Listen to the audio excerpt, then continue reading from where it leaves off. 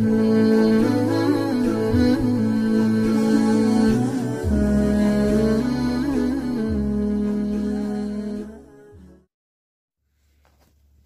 از آن سپاسگزاری در برابر خدمت‌های پدر و مادر خود باشید. ابن عباس رضی الله تعالی عنهما که شاه مفسرین کرام بگن خداوند متعال سه سپارش دارد که مقید به یک عمل دیگر است، یکی از یکیش یکی به دیگرش مقبول درگاه خدا نیست. یکیش گفتن اطیع الله و اطیع رسول، اطاعت و فرمانبرداری از خدا و اطاعت و فرمانبرداری از رسول خدا. و من یطیع الرسول فقد اطاع الله. الله میفرماید هر کسی اگر محمد صلی الله علیه و سلم اطاعت کند و خدا رو اطاعت کند. اگر یک نفر پیدا شود بگد که من قرآن قبول دارم و نه که با پیغمبر کار ندارم، من قرآن رو میخوانم خدا میفهمم رحمت. بعضی وقت میشه چون انسان ها فکر میکنن که باید خوندن زبان عربی قرآن هم را باید فرق فهمیدن. تو همین کشاده شدن سرحد ها را تمام اکثر دنیا دا قرآن تفسیر فقط به عربی بود. اگر نه با تاجیکی شد و با روسی شد و با انگلیسی شد و با خیتایی شد و خب با فارسی شد و وگرنه شما نگاه کنید اکثر مفسرین همش عربان. اگر مختصرترین اگر تفسیر رو بگیریم از ابن کثیر که در 3 جلد است، قوارش خبرانی بگیری که اعتباری بگیری که در 10 جلد و 40 جلد در نظری میگه قرآن 40 جلد تفسیر کرده. همش عربا رو فرمانده که قرآن چی میگه، همه قرآن رو عربی تفسیر کرده. ولی ابن کثیر رو ببینیم یا قرطبی رو ببینیم یا مثلا ببینیم از صفات و تفاسیر رو ببینیم، اکثر همین تفسیرها همش عربی به عربیه. یعنی معنی وای ندارد که قرآن با زبان عربی همه عربا میفهمن که قرآن چی گفته. اگر عرب همه میفهمید پیغمبر صلی الله علیه و سلم نمیاد که با ما قرآن رو تفسیر کنه. لتبین للناس، الله در قرآن میگه محمد صلی الله علیه و قرآن ما نازل کرده نه که تو بیانش میکنی که قرآن چی معنا داره. خب اگر قرآن تفسیر از زبان رسول الله نشود واضح نمیشه و آشکار نمیشه و معلوم نمیشه که خدا چی میگه. شاید بعضیا ایراد بگیرن که این هیچ فایده نمیگه، چه عربی رو بخونیم میفهمه قرآن چی میگه. ولی ما یک کتاب بدیل در دست هم از میتونم هم از توجیه همون توجیه گفته که کو بگه چی گفته صاحب. وقتی که یک بدیل که یک انسان عادی مثلا ما او را نمیفهمیم چی گفته صاحب، اون قرآن که کلام پروردگاره که میتونه مستقیما بفهمه که خدا چی گفته. یعنی به محمد صلی الله علیه و سلم انسان مسلمان نمیشه. اگر میشه ما عربا هم میگفتن ما به خدا دفاع داریم به محمد نمیگفتن. از جاهلی سخت شده ما ابوجهل حتی میگه اونجایی که یک کسی دیگه میشه ما قبولش میکنیم، لیکن تو هم چون پیغمبر قبول نمیکنه جهالت درخته دیگه. یعنی انسان اگر بخواهد ایمانش کامل شود، اگر بخواهد هر چیزی که از سخن خداوند میگیره اطاعت میکند او را خدا قبول کند باید پیروی از محمد صلی الله علیه و سلم. دویم گفتن سپارش پروردگار این است که اقیم الصلاة و آتوا الزکات، نمازات برپا دار، نماز قضا نکن، زکات تو بده.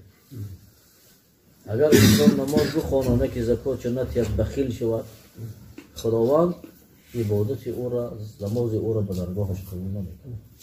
بالفرض و تقدیر اگر مقبول شود به ثواب است.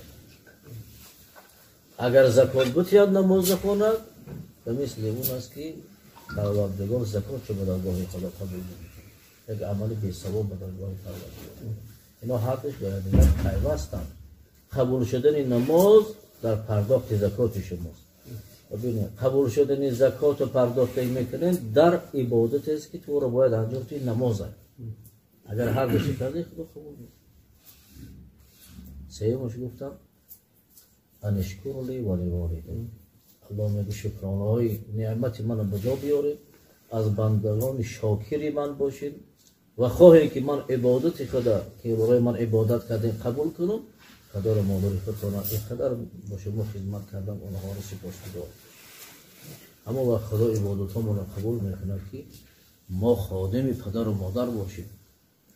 ما در برابر سخن و پدر مادر وقتی ما را دعوت میکنه ها نگیم لبای پدر جان، لبای مادر جان. ابراهیم علیه السلام پدرش مشرک بود تراش بود. لیکن شما یا با مناظرش با پدرش ببینید چقدر صحبت یا ابتی. ابراهیم علیه السلام پدرش میگه یا ابتی ای پدر جان ما. حالا که وای مشرکه وای بگیم که خدا را ایمان به خدا ایمان ندارد. ابراهیم موحد اول روی زمین است، نه که در برابر همه اگر چی میگه این خدای من قبول ندارد، نه که پدر من است. چقدر مهربانی میکنه با پدرش صحبت. امروز میبینیم مناسبات فرزند با پدر و مادر باور کرده یا بالله علامت نشانه قیامت. و کدام رفیقش با کدام یک نفر دیگه آن همه خسر تعظیم زیارت میکنه، صحبت میکنه. کدام ساعتی نباشه زنگش بزنه لبای گفته در همه جا حاضر میشود. نه که میبینی صدها بار زنگ های تلفن پدر و مادر جواب نمیده. هم آخرین درجه میسده والدین برای و همین خاطر بعضی دوستا و برادرها هر سال عمره و حج میرن. خدا با هر چیز بهتر کشاده شده در های بیت الله و حرم مردم با زیارت روانه. یکی فراموش ندارین دوستای عزیز، همه عبادت ما قبول میشه زمانی که ما رضای پدر و مادر مراد گیریم. پدر و مادر ما راضی باشه. لیکن اگر هر روز در حج رویم، زیارت بیت الله رویم، روضه رسول الله رویم، خوب پدر و مادر را خدمت نکنیم، نگاهشون ماشینای قیمت میگردن، خانه هاشون گرم، والدینش میگن شرایط خیلی پس از این این با چشمای سرتون شما هم میبینید، فقط من نه. خودشو مرکز شهر دم خانه میخره زن و گوده کشه دوجه زندگی میکند که تو گرما اتقلینیاش باشد، خبرها همه گرم، زیر پا گرم، خانه ها فساد، یگان مشکلات نداره. ساعت 10 شوه 11 شوه مروه چیکن صفا در اختیار زن فرزندش. لیکن مادرش پدرش بیچاره در خانهش شرایط دارد، حتی کمر ندارد، هضم ندارد که پیشکش علاقه کنه. اون همین جوانمردی است. جوانمرد کسی است که رضایت پدر و مادرش 24 ساعت به دست میآورد. همون وقتی خدا نماز، روزه، حج، زکات تمام عبادت بنده را قبول میکند که پدر و مادر و ایوه روزه میشه. رضایتش به دست میآورد. حضرت سلطان اویس اینقدر مردم دوستش مداره، نگاه کنید. و زیارتی مثلا قبرش میروند، یک بار سوال نمیکنیم این چی باشد؟ اینقدر در قلب تمام مسلمان محبتش جای گرفتگی. چی سبب شده مردم رو دوست میداره؟ سببش چی است؟ سلطان اویس ایمن است. یک مادر داشتن و نگاه بین مادر برداشت سلطان اویس بود. خبر با یمن به همه جا رسید که در مدینه منوره محمد ابن عبدالله صلی الله علیه و سلم پیغمبر آخر زمان مردم رو دعوت میکنه به سوی خدا یکتاپرستی. دیگه در قلبش محبت رسول خدا جوش زده. تو مادر جان اجازت نمیتی که فهم مدینه روم. گفت چون میری بچم؟ گفت میرم میخوام با دست خودم و چشم سرم رسول خدا صلی الله علیه و سلم رو بینم، او رو زیارت کنم، دعاشو بگیرم، خدمتش کنم. از جمله صحابه های رسول الله شد. گفت فرزند عزیزم میخواهم اونه که من احتیاجی به توی و کی من نگاه بین میکنه، کی دستی منو میگیره بیرون میبرد و درون میآید. من طعام میخواهم، من نوشاکی میخواهم، من خوب خنک میخورم، کی من نگاه میکنه تربیت میکنه. 3 روز بسیار پافشاری کردن، زاره کردن و مایل پچم رو دعات میتونه که وقتی که دیدیش زیارت کنه که من با رفتی که در اوجا نباشد منتظرش نباش که من احتیاج به تربیت توی. اگه الله رو ببینین امتحان شده، سنجی شده. نگاه آمد به مدینه منوره در آمد، وقتی به سراغ رسول الله راه گفتن که پیغمبر به صحابه هاش از مدینه بیرون برامونه. خیلی یک آه شکر کشیده. گفت چه علاج که سفارش خواهش مادر عزیز ماش و باید اینجا نمیستم دیگه. گشتن آمدن، وقتی رسول الله مدینه در آمدن در سرحد مدینه، وقتی داخل مدینه شدن حدودش ده یک نفس چخور کشیدن همه تا در دیماشون گفتن بوی دوستی خدا میآید، بوی دوستی الله میآید. حیران شدم، گفتن که این دوستی خدا کیه؟ حتی گفتن که سلطان از یمن، از کران، همه که همه صفت دارند. بعضی از پوست بدنش کم همه صفت دارد، بعضی از پوست بدنش کم کم سفیدی داغ دارد. برای خدمت مادر شده ای صحابه شدن محروم شد. گشتن به حضرت عمر گفتن در زمانش حاجی ها یمن میاد تو او را میبینی، خدمتش میکنی و دعای او را در حق خودت و امت من میگیری. روایت ده میگه حتی ردا شد بودم، گفتن ردای من تبارکاً بپوشون. این قدر خدمت زمان حضرت عمر شد. وقتی آمد حضرت عمر او رو جستجو کرد، یافتش و گفت در حق من امت رسول خدا دعا که گریه کرد. گفت من در حق تو امیرالمؤمنین دعا کنم؟ گفت این سخن است که من بگوشم از زبان مبارک رسول خدا در حق صلی الله علیه وسلم. یعنی تاریخ حضرت سلطان اینه که به این درجه اولیاگی رسیدن. مردم این رو در محبت زیاده، شاید در اولین بنیتی که در همون جای گفته زیارت میرم و هر جای باشه خدا رحمتش کنه. ببینید خدمت مادر چقدر او را به درجه کرامت اولیاگی رسونده. شما هم جوان، شما هم برادری، از وقتی پدر و مادر داریم درجه اول باید خدمت پدر و مادر بشه. 100 بار اگر پدر و مادر نام شما را میگیرن صدا میکنن، حتی کلمه اوف از زبانتان برآمدن حق ندارد. ولا تقل لهما اوف ولا تنهرهما وقل لهما قولا کریما. این الله چی میگه؟ این کلمه اوف حضرت علی رضی الله عنه میگه ای اوف دیگه اگر از اون کلمه پستی که خدا بد میدید در برابر دعوت مادر از زبان فرزند همون خداوند ذکر میکرد. از اوف دیگه پستر چی است؟ همین مادر یا پدر 10 بارتر اگر یک کار سفارش داد ناگهان از زبانت به اختیار کلمه اوف میبراید که مانده بشی نمیخواه دیگه همون رو شنیدن، همین خدا من کرد. گفت هیچ وقت باید از زبانت کلمه اوف بیرون نشه، ناراحت میکنه پدر و مادر. در یک شب ولی همتون فرزند معیده دارین، در یک شب ما و شما خوبیم پدرو، یک شب مادر تا 100 مرتبه رو میخواد بالای دادگاه بره، خصوصا زمانی که فرزند بیمار باشه، دلش گوش میکنه، شیشه گوش میکنه، نفسش گم بچه نمرده باشه. نالایق تا زمان کلام میشی پدر و مادر تو بیرن جونی. انا همه خیلی که اول یک بار بیمار خانه ها رو بین، وزنی خانه ها رو بین، شما رفتم در پشت 11ام کارپس 9ام کارپس که کودکانه مادرها در بالای خانه که کورپه پرتافتگن، همه خانه خورده سیان منتظره که صدای گریه زنده فرزنداشون در گوشش برسد. گردی انما رو پیچاندگن، او دیگه پروای خانه که ندارد، او تمام چیزی که میارد او اصل بیاد برای او تلخه، زیرا که فرزند در حالت خیلی وزنی قرار دارد. مادر بی چقدر غمگین میکنه، پدر چقدر غمگین میکنه. به همین روز روی پدر فرزند رفت تربیت کرد و بیمار شد، کسلی کرد، رفت تا کجاها توابطش کرد.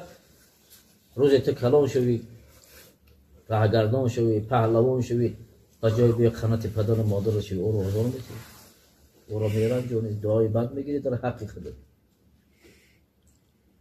علما میگن دعای نیک پدر و مادر به مثل باران نیسان بهار است، زمین مرده در توران و زمستان رو میسبزونه. ولی بهار شروع خدا نصیب میکنه اون مانده باشه، این همی تیپایی که ببینی همه سوختگی هم خب میبینی سبزی، گلی لالا برآمده، گلی سیاهوش برآمده، تمام چی میبروید؟ ای کجا میبروید؟ ای آثار رحمت پروردگار. فانظر الی آثار رحمت الله کیف یحیی الارض بعد موتها. پس تو یه اندیشه بکن به سوی آثار رحمت پروردگار که این باران رحمتی بهار است. وقتی خدا بالای تپه های سوختگی ده میریزاند، ناگهان سر میخیزی همه تپه ها سبز شدگی ها. انا همه که به مثل باران بهار گفتن، دعای نیک پدر و مادر عمر فرزند میسبزاند. حتی صحابه های کرام میگن که دعای نیک پدر و مادر عمر و رزق فرزند با برکت میکنند.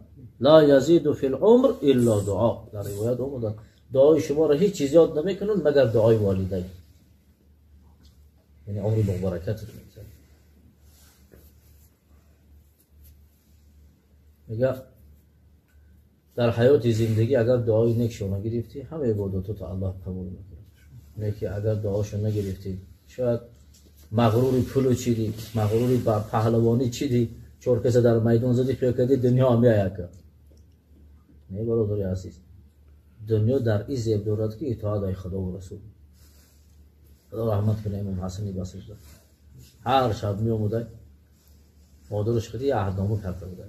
خدای مادر جان هر شب می پیش از آن که خواب روی، پیش از آن که من خانه زن و فرزندم برم اول دست پوچکاتو میمالم، دعاتو میگیرم و خود پیش زن و فرزندم میرم. امروز برعکسه. شاید شخصای وجود دارد که ماهشتی یک بار حالی تلفنی، حالی دیدن زنگ تلفن به پدر مادر نداره. نه که اگر ساعت صدای زن و فرزند چونانه شد ناراحت میشد. هر شب می آمده دست پوچکش میمولیده دعاش میگفته و چجور مادر جان ده حق دعا کن اگه پیش کلمه نمیرها برو اجازت بدی اگر دعاش میداده میرفته شب خواب میرفته.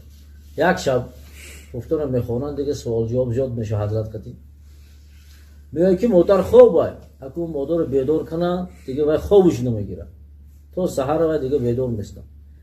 حیوان شدن گفتم ما باید مادر جان اهدامو داری باید پویر ما ببولم ولی ببولم یکی بیدار شود خواب همه تا پوچکاش تا پوچکاش میگیره که همش چنگه او خیلی قرینای ترکی و مثلا قیراقم در اینجا بود. اون بالای خواب کتی کمپیر گشته بس خم میشه و ریشاش ریشایم که دراز بوده حاسمش و همه ریشاش خواست قدمی مادرش چنگاش توزه میکنه میخواد میره خواب میره سحر میشه میاد بومدون میخونه رو به سوی قوم مخلصان میگردونه میگه این شبگون تا دگون خواب دیدید میگه بله استاد عزیز همیشه گفت خوب تعجب دیدیم یا شاگردش شما گفتن استاد در خواب ما در اومده نه که همین محاسنتون زیبا همه خیرشتون فقط در جای همش گفت لؤلؤ و مرجان این ریش دیگه هر طورش مثلا قیل نیست همه مثل بریلیان گفت جلو میتیم. میگه حضرت تبسم کرده و گفتن الجنت تحت اقدام الامهات جنت با تمام زیباییش در زیر قدم مادرات. همیشه استاد شما گفت به همه ریشش زیر قدم مادرش توزه کرده که الله ایرا قبول کرده که ریشی به مثل دلدانه های در روی اون مرد که به همه خدمتوش به این درجه رسیدن که امروز همه ما از وای سخن میگیم راحت میکنیم. دعای نیکی پدر و مادر همه وقت 24 ساعت بگیرین ضرر نمیکنه. صحابه میگه سوال شد که این شکر خدا چیه و این شکر پدر و مادر چیه؟ در اینجا خدا میگه ان اشکر لی و لوالدیک. واقعا بنده های ناسپاسگزاری نباید خدا سوال کنیم. میگه ابرو باد و مه و خورشید و فلک در کارن تا تو نانی و کف واری و به غفلت نخوری اما از بحر تو سرگشته و فرمان بردار شرط انصاف نباشد که تو فرمان بردار. برای این میگن نام به دست ما رسیدن شما میدونید چی زحمت ها میشود. برای یک نام به دست ما رسیدن دهقان دانه رو در زمین میکارد دهقان خودش نمیروشه. الله میگه ان سببنا الماء صبا ثم شققنا الارض شقا فانبتنا فيها حبا. ما هستیم میگه بارون رو سپورش میتیم عثمان مایده میبرن و رنگی طرف خارجی در نشان داد یک سر آمده تو نمیخونه ها بنا همه توی آب موندگن خدا همه خیلی بارون روی کنه گندم ایگه جو میگیری دیگه همه بارونه که به فایده زمین دهقانه همه بارون خدا حساب قطعی روان میکنه در زمین میزند. ببینید زمان ساعتش که فرا رسید الله میگه شققنا الارض شقا زمین سپارش میتیم که دو پاره بشه همه دانه کاریدگی دهقان به امر الله ذوالجلال بیرون میشه. اهمیت داده باشه دهقان اگر تربوز کاریده باشه با دانه‌ای که تربوز در همین جا میگیریم تو رو میتیاتا اگر بگی نما کاریدم من دونه خبر گرفتم و با قیمتش اگه جو اومد یک دونه تربوز یک چند تا تربوز میگیره از یک دونه تربوز یک تربوز کلون اگر بگیری درونش 1000 دونه تربوز داره خدا بیرونش میده. هر گیاهی که از زمین روید وحده لا شریک له بیاد. گیاه بین وقتی که به برداشت سرش با آسمان می آمدن میگفته که لا اله الا الله. همین گیاه میگفته خدایا تو یکی یگانه غیر از تو خدای وجود ندارد. اقرار می شود به وحدانیت پروردگار. فرمان خدا میشه بیرون میشه گیاه. سعدی همین میگه که زمین در خدمت تای، آفتاب در خدمت تای. آفتاب 152 میلیون کیلومتر رو اما دوره، 20 میلیون درجه پلوسو داره، گرمی داره. همین مسافه را کم تر فویانتر خدا سپرش آفتاب بیاید زمین دیگه گشته نمیشه. زمین در جوش میدراید، هم موجود در جوش خروش میدراید دیگه، در زمین زندگی کرده نمیشه. لیکن از همون مسافه دور فرمان الله ذوالجلال میشه. این سوابی چه خیلی بمازه این که پس اون زردش کرده گه، ایش سرخ کرده، ایش زرد کرده، یا دیگه ایش سبز کرده. یسقا من ماء واحد. الله میگه یا باغ میدروی، در اون باغ چند نمود رنگ سیوای، زردش هسته، مثلا بگیرید سبزش هسته، سرخش هسته، هر خیلی که باشه نگاه میکنی. الله ذوالجلال میگه همین وقتی که میبینی رنگش دیگره، مزه شاید دیگره، نه که فراموش نکن. که میبینی رنگش دیگره، مزه شاید دیگره، نه که فراموش نکن. زمینش یا زمینه، آبش یا آبه. ولی عقلت کار نگرفته که خدای وجود دارد که یک زمین از یک آب چند نمود میوه بروی تو میکنه. مزهش هم دیگره. کی رنگش کرده ایران؟ او بگویا خیتویی رنگش کرده. ولی ما همه قودات کردیم خیتویی و زور هم پیش رفته گیم. همون خیتویی رو کی خلق کرده همون زور هم؟ این کوبت رو بدنیا نام بوده ایکو. خدای متعال خلقش کرده گیم. تمام این نمود چیزهایی که دسته دسترخوان میبینی، میگه ابر، باد، ماه، خورشید، فلک، تمام کائنات آسمانی و زمینی در خدمت ما بنده های پروردگار تو اینکه بخوریم اینا مرحمت بر لذت خورشه. نه که وقتی خوردی خدا رو نشناختی. حضرت سعدی میگه ای تو به انصافیش کس نیست در نزد پروردگار که به قدر یگان نعمت خدا دررسید. سپاسگزاری در درگاه پروردگار میگه فشکر الله تعالی ان یصلی فی کل یوم 5 مرات. یکی از نشانه سپاسگزاری بنده چی هست؟ از کجا بدانیم همون بنده به قدر همین نعمت‌های خدا رسید و الحمدلله گفته گشته شکرانه نعمت خدا را به جا آورد. آیا از گروه بندگان شاکر خدا هست یا نه؟ نشانه اولش همین میگه که در یک شب و روز 5 وقت نماز در وقتش میخوره. نشانه اولی بنده که از گروه بنده های سپاسگزار خداست 5 وقت نماز در وقتش میخونه. نماز با وقتش فرضه برادرای عزیز. خیلی نیست کی بفروتونه بخونه همش جمع کنیم بعد بخونه نیست. این صلات کانت علی المؤمنین کتابا موقوتا. همیشه که نماز فرضه وقتش هم شده تا فرضه. در وقت نمازی پیشین بامداد خوندن نمیتونه که بامداد ولی بخیر بر وقت یک کی خواب میخزد. رسول خدا در حدیث مسلم میگه که هر کسی نماز بامداد اگر در وقتش بخونه فهو فی ذمة الله و در ذمه الله بر دوش الله محفوظتش. الله ذوالجلال برای این نگهبانیش یگان سمای بندش طلب نداره. ولی یا محافظ میگیره هر وقت پولش میتی نگاهت کن ترا یا خانه تو گفته نه که خدا میگه تو بامداد در وقتش بخون قضا نکن. محافظ تو امروز من هستم، من برای محافظت نگاه سمای تو طلب نمیکنم. لیکن نماز رو در وقتش میکنم. 5 وقت نماز در وقتش خواندن گفتن این نشانه و علامت آن است که بنده شاکر خداست. برابر این نعمتش سپاسگزاری کرده. و گفتن شکرانه و سپاسگزاری انسان در نزد پدر و مادرش چیه؟ گفت ان یدعو لهما فی کل یوم 5 مرات. سپاسگزاری فرزند در برابر خدمت والدینش همینه که در یک روز 5 وقت در حق پدر و مادر دعا میکنه. اگر ما نمازمون رو بخونیم برادر عزیز هم از بنده های شاکری خدا میشیم، از اون فرزندایی میشیم که خدمت والدین به قدرش رسیدیم. در حق 5 وقت میگه اللهم اغفر لی و لوالدی. ببینید هم حق خدا رو اجرا کردیم هم حق پدر و مادر رو اجرا کردیم. چیزی مختصرا. اما فراموش نکنیم که اگر پدر و مادر از دنیا گذشتن، اصحاب پیامبر صلی الله علیه و سلم در روایت گفتن که او چون حق دیگه بالای فرزندش داشته. گفتن حق یکمش اینه که لازم و ضرور است که خود همون فرزند از بنده های صالح خدا باشه. اگر همه قدر خیر و خوبی و صدقات رو کنیم که خودمون نماز نخونیم برادر عزیز در عالم ارواح گذشته ها ما خودمون شرمنده کردیم.